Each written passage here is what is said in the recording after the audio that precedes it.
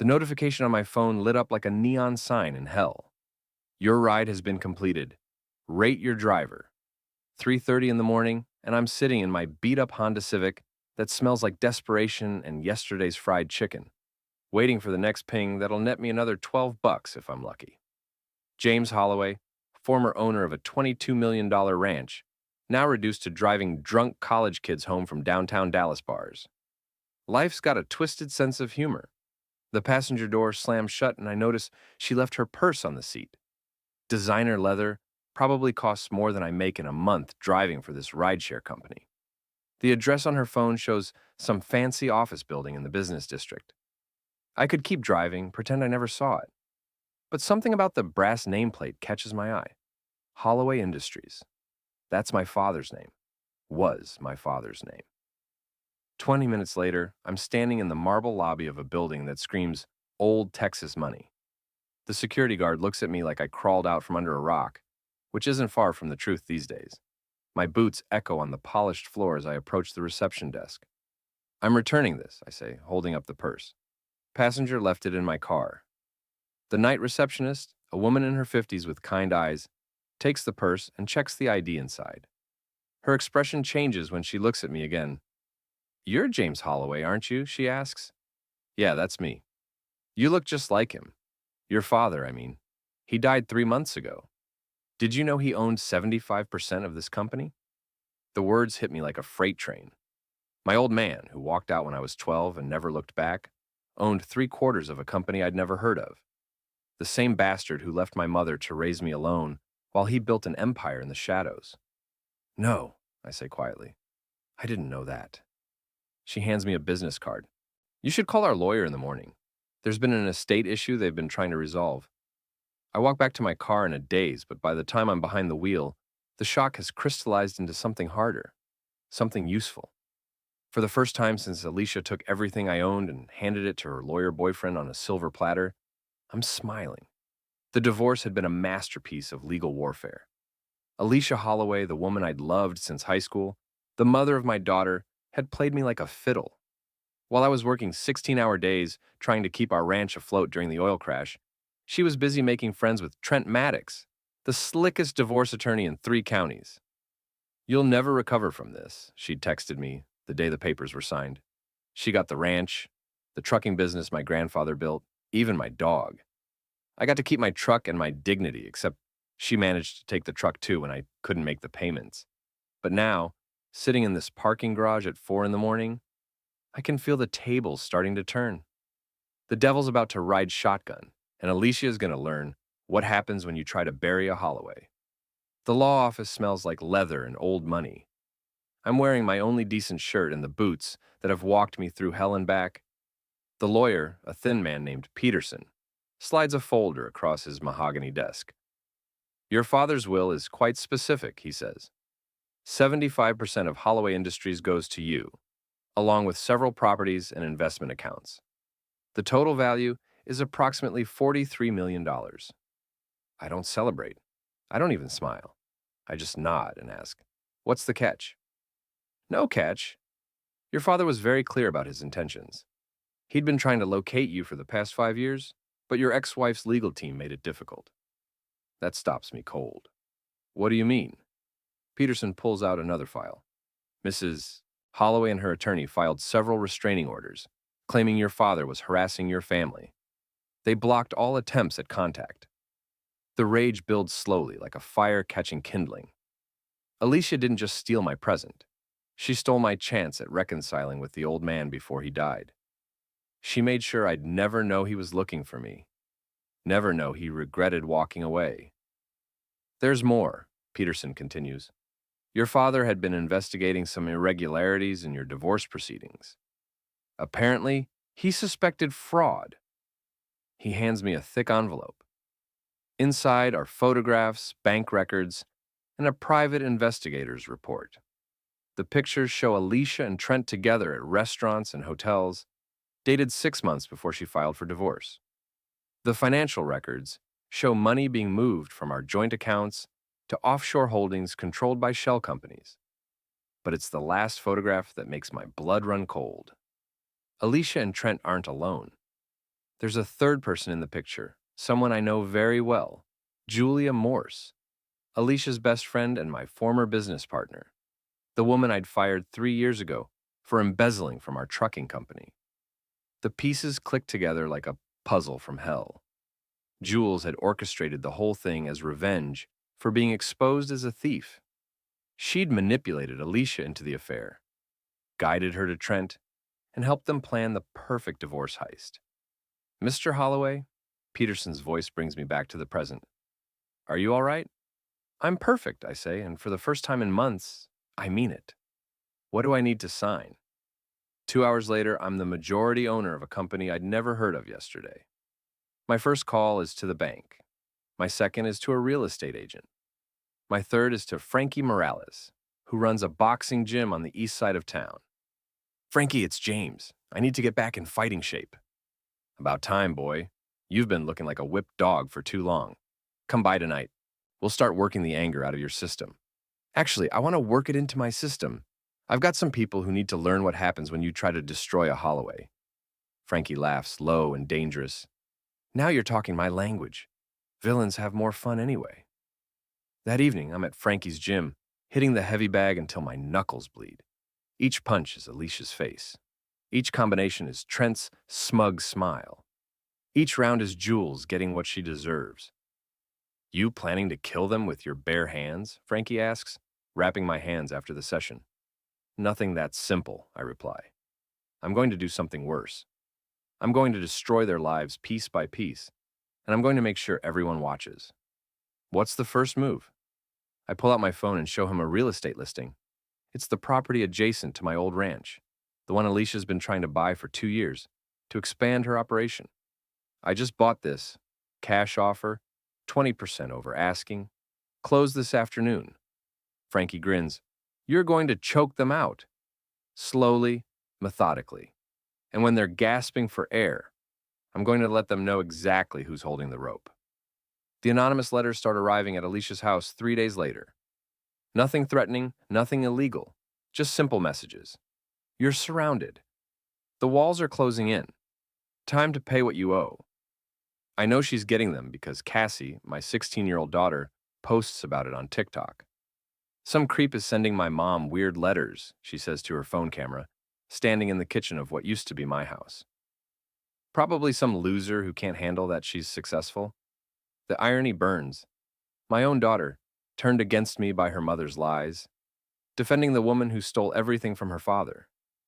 But Cassie doesn't know the truth yet. She will soon enough. I'm parked across from the ranch at midnight, using binoculars to watch the house I built with my own hands. The lights are on in the master bedroom, and I can see shadows moving behind the curtains.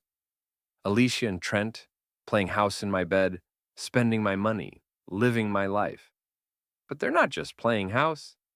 They're draining the ranch's accounts, mortgaging the land, using the trucking company as their personal piggy bank.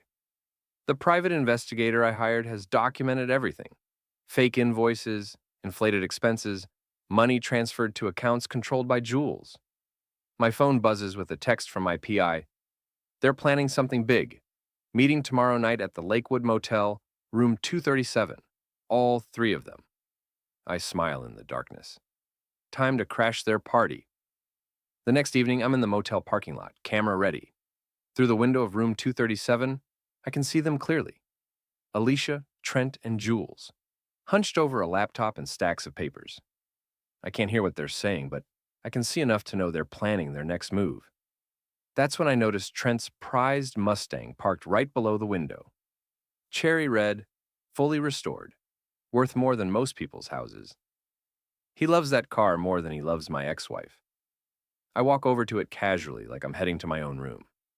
The parking lot is empty except for a few long-haul truckers sleeping in their cabs.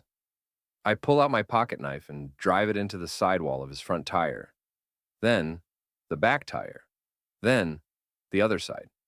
The hiss of escaping air is music to my ears. But I'm not done. I take out my phone and call the front desk of the motel. Hi, this is room 237. We're having some trouble with our air conditioning. Could you send maintenance up? Right away, sir. 5 minutes later, a maintenance worker is knocking on their door. Through the window, I watch Alicia frantically shoving papers into a briefcase, while Trent and Jules scramble to close the laptop. They're panicking, thinking someone's onto them. They're right. The maintenance worker leaves confused after they tell him the AC is working fine. But the damage is done. They're spooked, paranoid, looking over their shoulders. Exactly where I want them. I'm back in my car when Trent discovers his tires. The scream of rage echoes across the parking lot. He's jumping around like a man on fire, cursing at the top of his lungs. Alicia and Jules come running out of the room, and I get perfect pictures of all three of them standing around the ruined Mustang. But the best part comes next. Trent starts accusing other motel guests of vandalizing his car. He gets in the face of a trucker who's trying to sleep, starts pushing and shoving. The trucker, who's about twice Trent's size and half his patience, puts the lawyer flat on his back with one punch.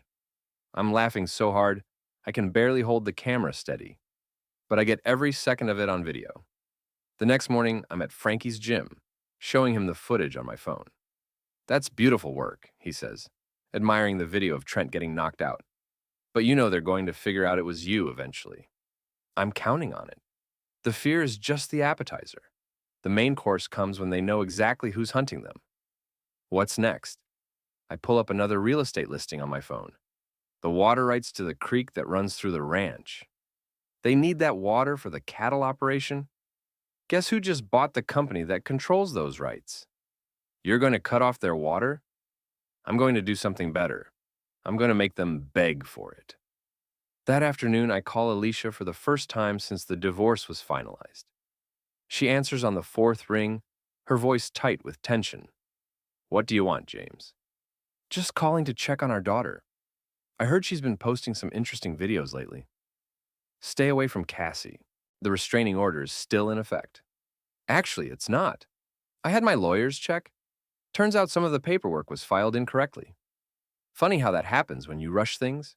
Silence on the other end. I can almost hear her mind racing. "You're behind the letters, aren't you?" she finally says. "What letters?" "I've been too busy with my new business ventures to write letters. Speaking of which, you might want to check your water pressure tomorrow.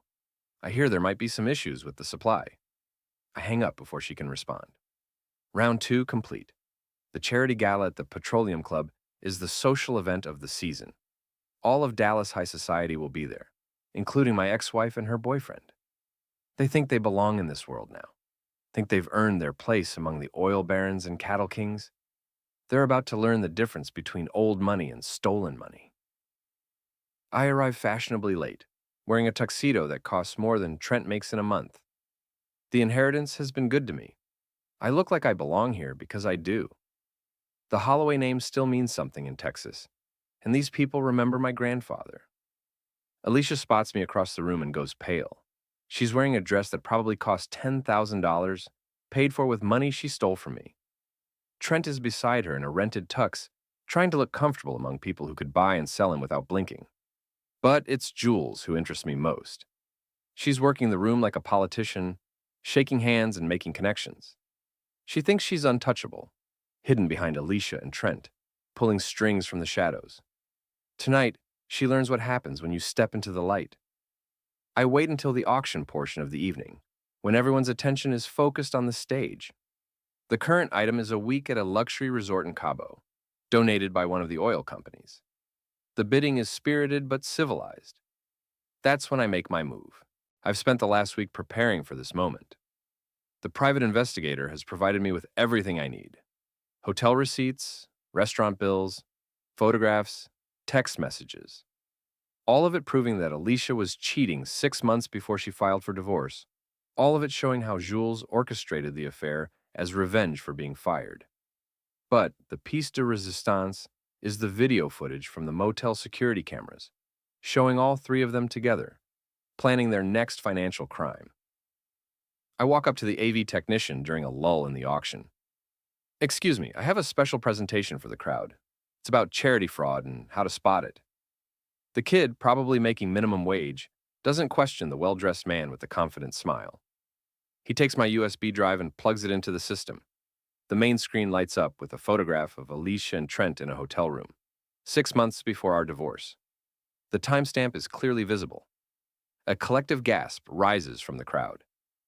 Ladies and gentlemen, I say, taking the microphone from the stunned auctioneer, I'd like to talk to you about a different kind of charity tonight. The charity of truth. More photographs flash on the screen. Alicia and Trent at restaurants. Jules meeting with both of them. Bank records showing money being moved from our joint accounts to offshore holdings. You see, my ex-wife and her friends have been very charitable with my money. They've been so generous, in fact, that they've donated millions of dollars to their own causes. Alicia is pushing through the crowd, trying to reach the stage, but people are blocking her path, staring at the evidence on the screen. Trent has disappeared entirely, probably hiding in the bathroom. But the real charity case here is Mr. Trent Maddox, who's been so broke that he needed to steal from his client's divorce settlement to pay his own debts. The screen shows Trent's financial records, obtained through perfectly legal means by my PI. Credit cards maxed out, mortgage payments behind, gambling debts piling up. And let's not forget Julia Morse, the mastermind behind this entire operation. Fired for embezzlement 3 years ago, she orchestrated this whole scheme as revenge. Jules tries to run for the exit, but the crowd has closed around her. Everyone's staring, whispering, pointing. Their reputations are being destroyed in real time, in front of everyone who matters in Dallas society. So let's have a toast, I say, raising my champagne glass, to family values, to honest business practices, and to getting exactly what you deserve.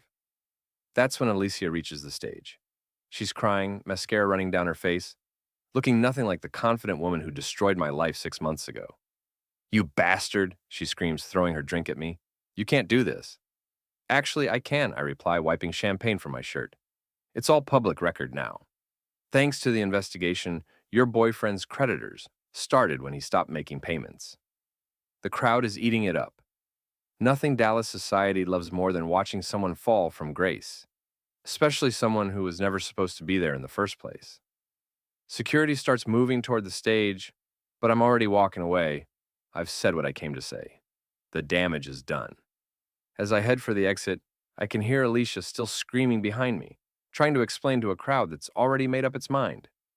Trent is nowhere to be seen. Jules is surrounded by reporters who appeared out of nowhere, asking her about the embezzlement charges.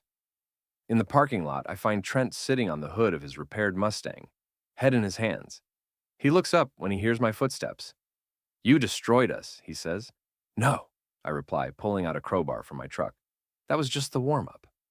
I swing the crowbar into his windshield. The safety glass spiders, but doesn't break. Trent jumps up, but I'm already moving to the next target. The headlights explode in showers of plastic and glass. "You want to call the police?" I ask, raising the crowbar again. "Go ahead. I'm sure they'd love to hear about your financial crimes." He doesn't move, just stands there watching me systematically destroy the thing he loves most in the world. The side mirrors, the taillights, the chrome bumpers. "Next time," I say, tossing the crowbar into my truck bed, "it won't be your car." He's still standing there when I drive away, surrounded by the wreckage of his pride and joy. The final piece of my revenge requires patience. Over the next 2 weeks, I systematically buy up everything Alicia and Trent need to survive. The feed supplier for the ranch cattle, the trucking contracts that keep the business profitable, the maintenance company that services the equipment. But the masterstroke is the ranch itself. Turns out, when you're bleeding money and can't make your mortgage payments, the bank starts looking for buyers. And when a Holloway with $43 million in assets makes an offer, banks tend to listen. I'm sitting in the lawyer's office when the call comes through. The foreclosure is complete. The ranch is mine again, along with everything on it. "There's one problem," Peterson says. "Your ex-wife and her boyfriend are still living there. Technically, they're now trespassing." "Then I guess I better go evict them." I drive out to the ranch in my new truck, a black F-350 that costs more than most people's houses. The irony isn't lost on me. I'm returning to reclaim what was always mine, in a vehicle paid for by the father who abandoned me, but never forgot me. Alicia's car is in the driveway, along with Trent's rebuilt Mustang and a moving truck. They're trying to salvage what they can before the sheriff shows up with the eviction notice. I park right behind the moving truck, blocking them in. Alicia comes out of the house carrying a box of what used to be our wedding photos. She stops dead when she sees me. You can't be here, she says. The restraining order was based on fraudulent information and has been dismissed, I interrupt. But you can't be here. You're trespassing on my property. Your property? This is my house. I pull out the deed and hand it to her. Not anymore. The bank foreclosed yesterday. I bought it at auction this morning. Cash offer. She reads the document, her face going white. This isn't possible. We were current on the mortgage. Actually, you were 3 months behind. Funny how quickly money disappears when you're supporting 3 people instead of 1. Trent comes out of the house, sees me, and stops on the porch. He looks like he's aged 10 years in the past 2 weeks. The public humiliation at the charity gala has cost him most of his clients. The criminal investigation into his financial practices has cost him the rest. James, he says carefully, we can work something out. A payment plan, maybe. The only thing I want from you is for you to get off my land. Your land? Alicia's voice is rising to a shriek. I built this place. I made it profitable. You stole this place, and you ran it into the ground, trying to support your boyfriend's gambling habit. That's when Jules appears from around the side of the house.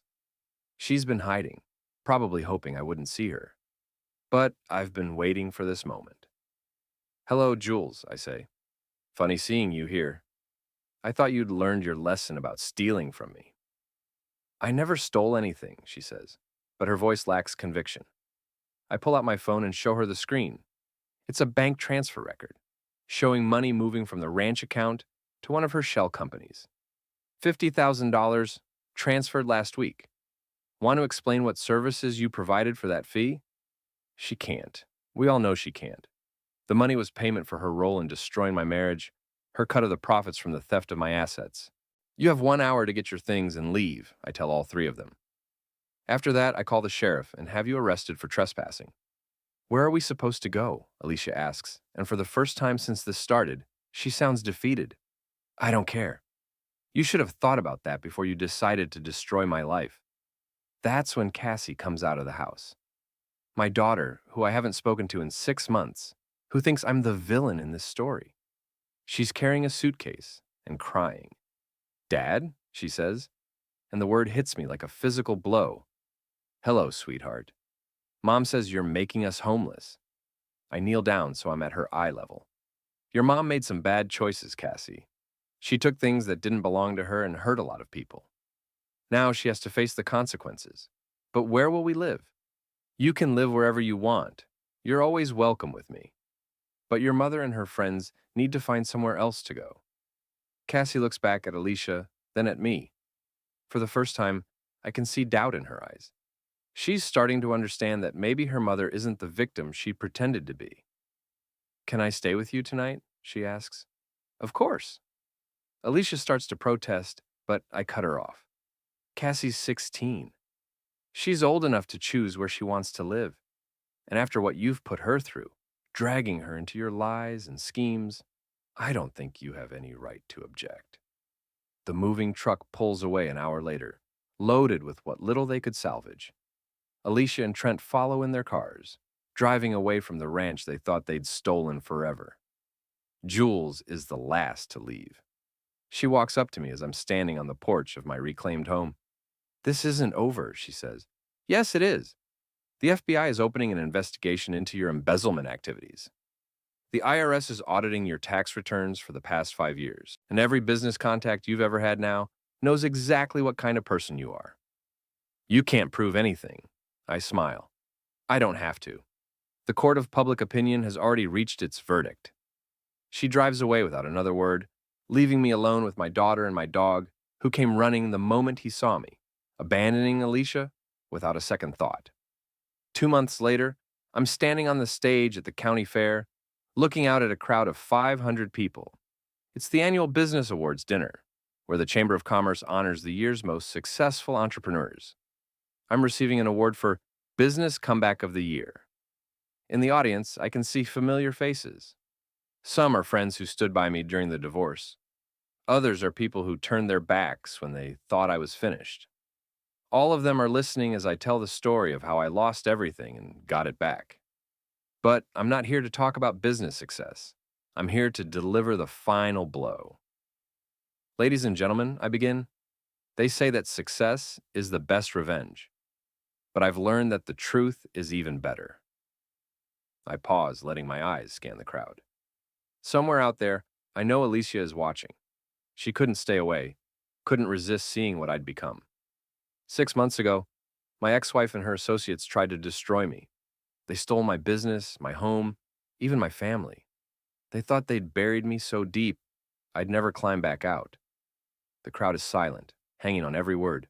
But they made one mistake. They forgot that when you try to bury a Holloway, you better make sure he's actually dead. Scattered laughter from the audience. So tonight, I want to share with you the final chapter of this story. The part about justice and consequences, and what happens when the truth finally comes to light. I nod to the AV technician, and the screen behind me lights up with a photograph. It's a mugshot. Jules, arrested 3 days ago on federal embezzlement charges. Julia Morse, the mastermind behind the scheme to defraud me, was taken into custody by the FBI. The evidence against her includes bank records, witness testimony, and recorded confessions. Another photograph appears. Trent looking haggard and defeated, walking out of a courthouse. Trent Maddox, the attorney who helped steal my assets, has been disbarred and is facing criminal charges. His law license has been revoked. His assets have been seized, and he's currently living in a one-bedroom apartment on the east side of town. The final photograph is Alicia, sitting alone in a diner, looking nothing like the confident woman who destroyed my marriage. And my ex-wife, who thought she could steal my life and live it better than I did, has learned that stolen goods never bring happiness. She's currently working as a waitress at a truck stop outside Houston, trying to pay off the debts her boyfriend left behind. The crowd is completely silent now. This isn't the feel-good comeback story they expected. But here's the real lesson, I continue. It's not about revenge. It's about truth. It's about the fact that actions have consequences, and eventually, everyone gets exactly what they deserve. I pause, looking directly at a woman in the back of the crowd.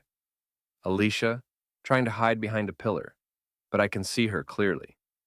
Some of you might think I'm being too harsh, that I should forgive and forget, move on with my life. But I want you to understand something. These people didn't just steal my money. They stole my relationship with my father. They made sure I never got the chance to reconcile with him before he died. They turned my own daughter against me. They tried to destroy not just my present, but my past and my future. My voice is getting harder now, colder. So no, I don't forgive them, and I don't forget. And when someone tries to destroy a Holloway, they learn that we have long memories and longer reach. I can see Alicia pushing through the crowd, trying to reach the exit, but it's too late. Everyone has seen her. Everyone knows who she is and what she did. In closing, I say, I want to thank everyone who stood by me during the darkest time of my life. And I want to warn anyone who might be thinking about crossing me in the future. I am not a man you want as an enemy. The applause starts slowly, then builds to a thunderous ovation. People are standing, cheering, whistling. They love a good comeback story, especially one with a villain who gets their comeuppance. As I walk off the stage, I see Cassie waiting for me in the wings. She's been living with me for 2 months now, and we're slowly rebuilding our relationship. Dad, she says, was all that true? About Mom and what she did? Every word. I'm sorry I didn't believe you before. You were protecting your mother. That's what good daughters do. I'm proud of you for that. What happens now? Now we go home. We live our lives. We move forward. What about Mom? I look toward the exit, where Alicia disappeared into the night. Your mother made her choices. Now she gets to live with them. We walk out of the fairgrounds together, past the carnival rides and game booths, past the crowds of people still talking about my speech. In the parking lot, I can see reporters setting up for interviews, but I ignore them. I've said everything I came to say. The drive home is quiet. Cassie falls asleep in the passenger seat, and I'm alone with my thoughts as we cruise through the Texas night. The ranch lights are visible from miles away, welcoming us home to the place that's rightfully ours. As I pull into the driveway, I think about the journey that brought me here. 6 months ago, I was driving Uber at 3 in the morning, broken and defeated. Tonight, I'm a millionaire with a thriving business, a reconciled daughter, and the satisfaction of knowing that justice has been served. They called me the villain in this story. Hell, maybe I was. But I wore it better than they ever wore their masks of respectability and false virtue. I carry Cassie inside and tuck her into her bed, the same room she had when she was little, before her mother poisoned her against me. Tomorrow we'll start fresh, building new memories to replace the ones that were stolen. In my study, I pour myself a glass of whiskey and sit behind the desk that belonged to my grandfather, then my father, and now me. On the wall hangs a photograph of 3 generations of Holloway men, all of us shaped by the harsh realities of Texas life. My phone buzzes with a text message. It's from an unknown number, but I recognize the words immediately. This isn't over. I delete the message without responding. It is over. Alicia, Trent, and Jules are finished, destroyed by their own greed and my relentless pursuit of justice. They have nothing left to threaten me with, no weapons left to wield. I am James Holloway, son of Texas, heir to an empire built on oil and cattle, and the kind of determination that doesn't know when to quit. I've been tested by fire and emerged stronger than ever. Let them send their messages. Let them plot their futile schemes. I'll be ready for whatever comes next, because I've learned the most important lesson of all. When someone tries to destroy you, you don't just survive. You make sure they never get the chance to try again.